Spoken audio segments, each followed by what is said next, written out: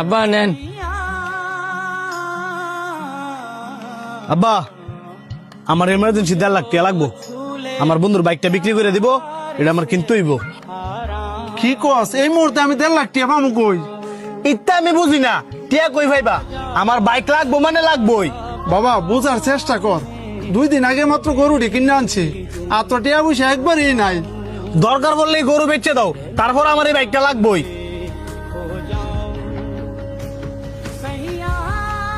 বাবা তুই সব কি কইতাছস?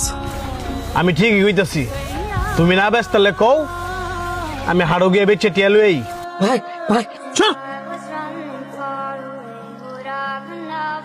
প্রতিবন্ধী গুন্ডালে এই তোর না করছি এই লুল মূল লয়ে আমার শরীর না ধরতি, আর তোর বাইকেরা আমি তোর কোনো বাইটাই না। আর আপনার যেটা কইছি যে মাথা রাখেন, আমার টিয়া লাগবো মানে লাগবোই।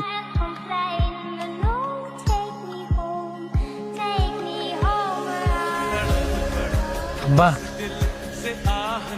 আমার যে সামান্য ঠেগুলো আছে না, ওইগুলা দিয়া বাইরে বাইক কিনে দিও। কি কস বাবা, এইগুলা তো তোর প্রতিবন্ধী ভাতার টাকা। আমি বাতারটে দেখি কেন আপনি বাইরে বাইক কিনা দেন, ভাই অনেক খুশি হইব। ওই বাইক দিয়া আমার ভাই আমার ঘুরাইব। তুই কইতাছ কিনা দিতাম? বাবা দেন, নয়তো ভাই আপনি যে গরু বেচে দিব। ঠিক আছে।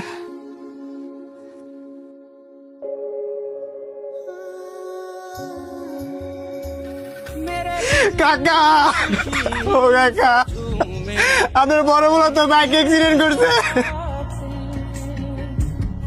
আমার পোলা বাইক অ্যাক্সিডেন্ট করছে?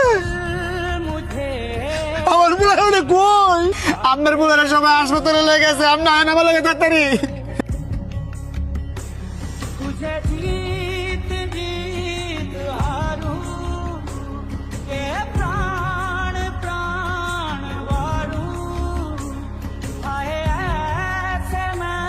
আপনাদের রোগী মাথায় প্রচন্ড আঘাত পাওয়ার কারণে ওনার দৃষ্টিশক্তি হারাই ফেলছে। কি কোন ডাক্তার, তাহলে কি আমার পোলা আর কোনোদিন চোখে দেখবো না? দেখবো যদি আপনার ছেলেরে অপারেশনের মাধ্যমে নতুন চোখ লাগানো হয়। নতুন চোখ? ডাক্তার সাহেব আমরা নতুন চোখ পাবো কই? সেটা তো আমি বলতে পারবো না, হয়তো আপনারা 20 লাখ টাকা জোগাড় করেন, আর নয়তো বা নতুন চোখের ব্যবস্থা করেন। 20 লাখ টাকা?